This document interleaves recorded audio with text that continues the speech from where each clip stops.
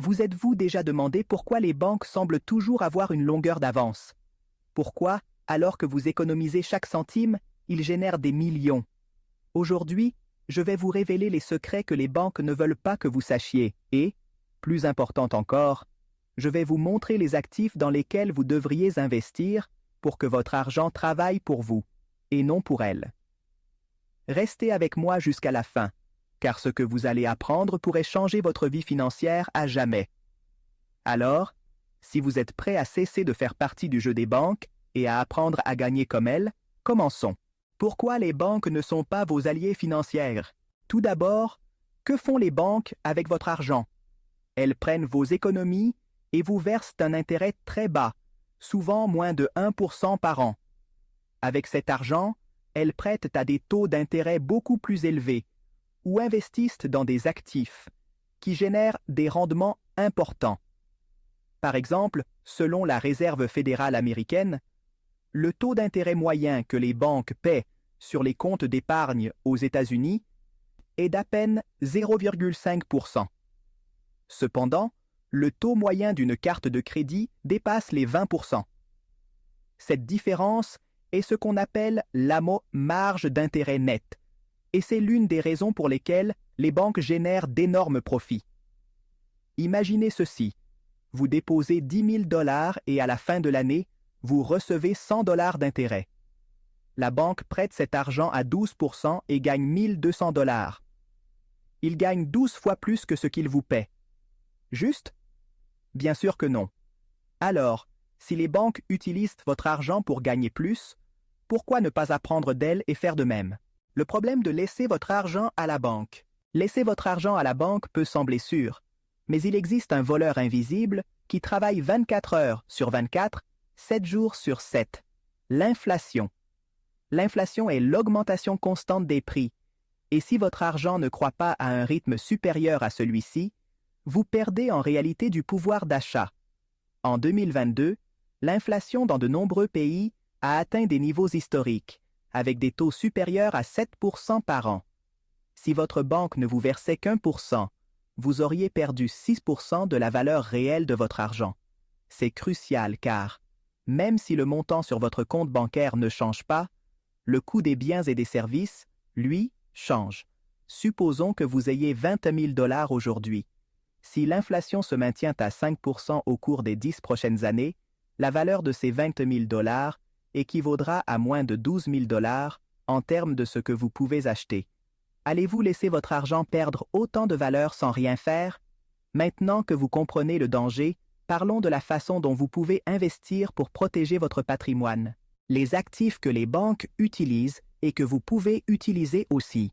Les banques investissent dans des actifs réels et financiers qui prennent de la valeur.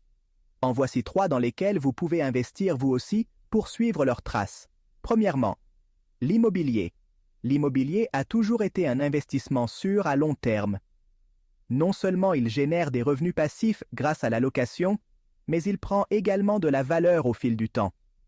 Les banques investissent dans de grands immeubles commerciaux, mais vous pouvez commencer petit. Envisagez d'investir dans des REIT, qui sont des fonds qui vous permettent d'acheter une part d'un bien immobilier sans avoir à gérer une propriété. Par exemple, le Vanguard Real Estate ETF, VNQ, a fourni des rendements stables et est accessible à tout investisseur disposant d'un compte de courtage. Deuxièmement, actions et ETF. Les banques détiennent d'énormes portefeuilles d'actions et de fonds indiciels.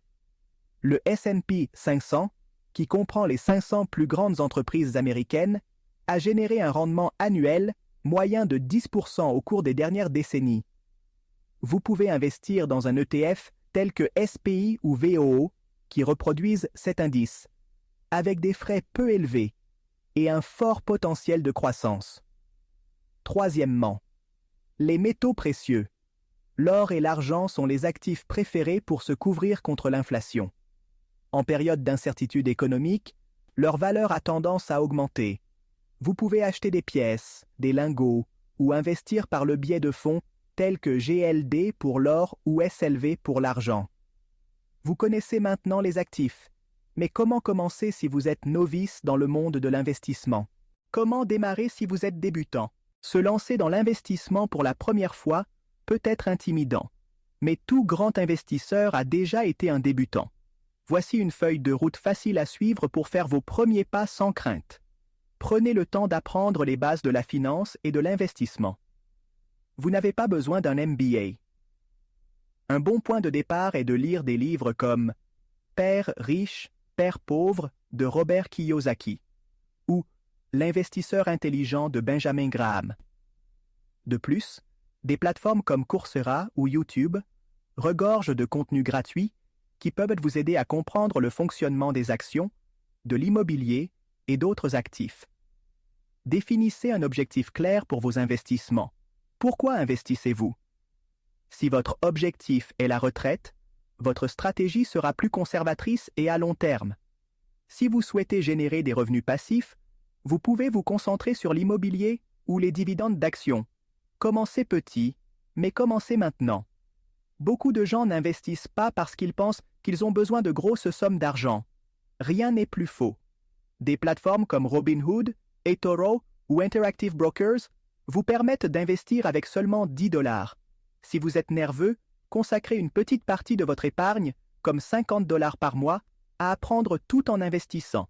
Par exemple, investissez 70% dans un ETF qui reproduit le S&P 500, 20% dans des obligations pour plus de sécurité, et 10% dans quelque chose de plus risqué comme les crypto-monnaies, mais seulement si vous êtes prêt à supporter la volatilité. Maintenant que vous savez comment démarrer, parlons de la diversification, l'un des outils les plus puissants pour protéger vos investissements. L'importance de la diversification des investissements. Avez-vous déjà entendu le dicton « Ne mettez pas tous vos œufs dans le même panier » En matière d'investissement, c'est une règle d'or. Diversifier signifie répartir votre argent entre différents types d'actifs afin de réduire le risque. Si l'un d'eux perd de la valeur, les autres peuvent compenser. Imaginez que vous ayez 10 000 $ à investir. Une stratégie diversifiée pourrait ressembler à ceci. 4 000 $ dans un fonds indiciel comme le S&P 500. 3 000 dans l'immobilier par le biais d'un REIT. 2 000 dans les métaux précieux comme l'or ou l'argent. 1 000 dans un fonds obligataire pour plus de stabilité. Mais diversifier ne suffit pas. Comment savoir quand ajuster son portefeuille? Voyons cela.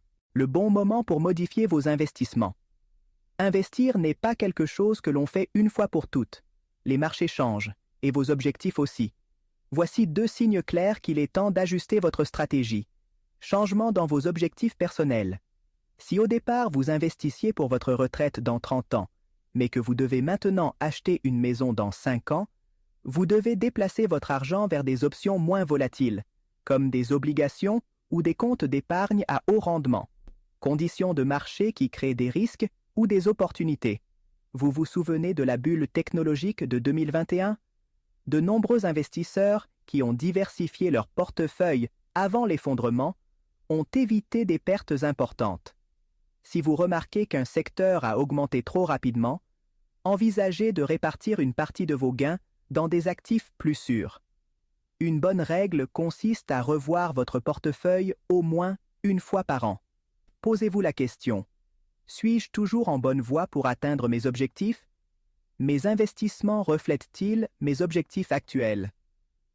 Enfin, l'état d'esprit est essentiel pour rester sur la voie de la richesse. L'état d'esprit de l'investisseur à succès. Être un investisseur prospère n'est pas seulement une question d'argent ou de connaissances, c'est une question d'état d'esprit. Vous devez faire preuve de patience, de discipline et de tolérance à l'incertitude. Pensez à Warren Buffett. Il est devenu l'un des hommes les plus riches du monde en suivant une stratégie très simple, investir dans de bonnes entreprises et s'en tenir à long terme. Lorsque les autres paniquent et vendent, il y voit des opportunités d'achat. Le marché va monter et descendre. Si vous vendez à chaque baisse, vous perdrez de l'argent. Mais si vous gardez votre calme et que vous vous en tenez à vos objectifs, les récompenses finiront par arriver. N'oubliez jamais que le temps passé sur le marché est plus important que d'essayer de prédire les hauts et les bas du marché. Restez informé, engagé et flexible. Vous avez appris aujourd'hui comment les banques utilisent votre argent pour générer des profits et ce que vous pouvez faire pour investir comme elles. Nous avons parlé de l'importance de s'informer, de diversifier ses investissements et de conserver un état d'esprit positif pour réussir financièrement. C'est maintenant à votre tour. Dites-moi dans les commentaires, quel actif vous intéresse le plus? Et si cette vidéo vous a été utile, n'oubliez pas de vous abonner, de liker et de la partager avec quelqu'un qui a besoin de prendre le contrôle de son argent. Rendez-vous dans la prochaine vidéo.